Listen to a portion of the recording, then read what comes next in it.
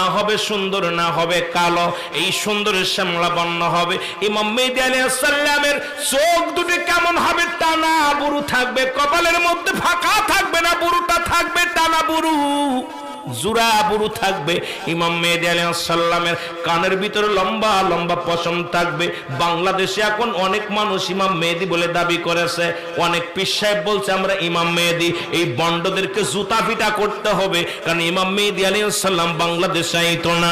এখন আমার দেশের এই হক্কানি আলেমদের কলঙ্ক করতে, হক্কানি পীর মাশায়েখদেরকে কলঙ্ক করতে এক শ্রেণী আলেম বাইর হয়ে গেছে, কয় আমরা ইমাম মেহেদী, আমরা ফাতেমার স্বামী, আমরা অমক। ওরে জুতা পিটা করলে নেকি হবে? জোরে জোরে চিল্লায় বলেন ঠিক কি না?